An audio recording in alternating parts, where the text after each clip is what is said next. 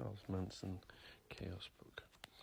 I decided to point out that this book will eat your life if you want to know really all about what it is about Manson and life in the 60s and the 70s and what CIA and what control is in the world today.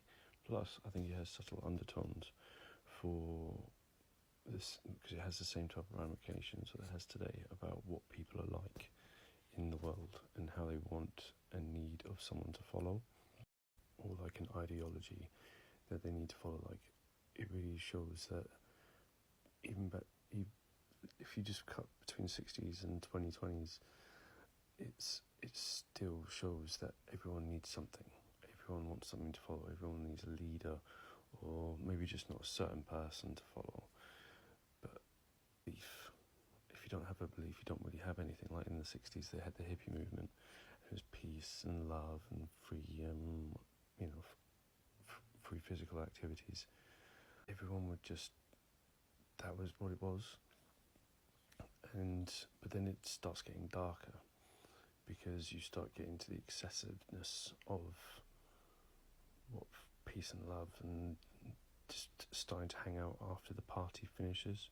If you've ever been to like one of those heavy weekend house parties, most people leave around midnight, 1 o'clock. But then there's the later parties around 4 or 5 in the morning, 6 in the morning. And it just continues, and it's just darker. And that's what this book talks about, especially when it comes to like the parties at the weekends, the hippie movements, the stop the war movements, the peace movements. But then people start finding people who are talking a bit more about socialism, about communism, and about like leaving all the earthly possessions behind and going on this journey to be more spiritual. Like with today's movements that are around, if you're not with them, you're against them. And Manson's ones is obviously much more extreme, with obviously going into the desert and helter-skelter. There isn't really that type of so-called movement, like something as bad as helter-skelter today. But then there's the wokeism movement. If you're not with them, you're against them. They can ruin your life.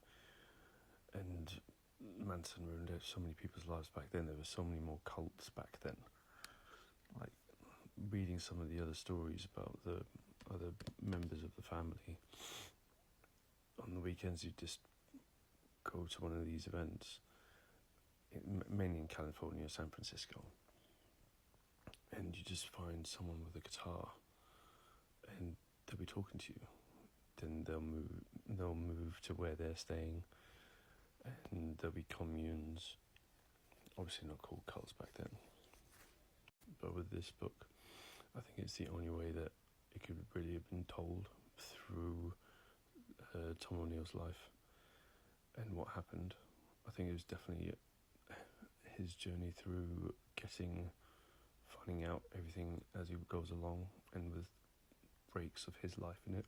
It could have been just obviously factual. He's got all the notes at the end that you can read, because I listened to the audiobook like 3 or 4 times.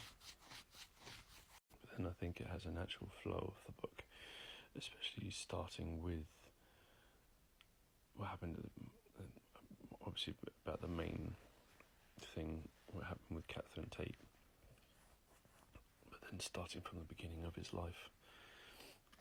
And it just consumes you, in a way. It has consumed me, because of how I've made over 100 1-minute videos on it. They're all terrible videos, but it just gets into just thinking about how much he got away with things, because it's the amount of horrible things that he did, and then he was just let loose. The incompetence must have been insane. It's like, okay, imagine the landing on the moon, the hoax. They call it a hoax, and so many people have had to have been in on it for that to be true. So many. The Earth's flat. So many people have had to have been in cahoots to keep that from the rest of the world. with Manson, either the incompetence or there was someone behind pulling the strings. The amount of people in on it must have been insane if it's true. Because he says at one point, near the end, he's like, what do you think happened? He says, I don't know, but I know it didn't happen. Because he can prove it. Whether there was pure incompetence throughout the entire thing and they covered it up, or there was a reason why it was covered up and people were told not to investigate. He was in bail so long and he did so many things so bad and he was caught, and you should instantly be put back inside, but he wasn't. Anyway, I think this book really does have undertones of what it's like to just need something, to follow something, follow a dream, follow someone you believe in, and how dark and twisted that can go. Because how can you turn someone so... Most of the family members of the Catherine Tate who went to Catherine Tate's home were never violent. One of them was a stripper, used to be a stripper, but the rest never were violent at all, and then they were able to cause such horrible things. Like,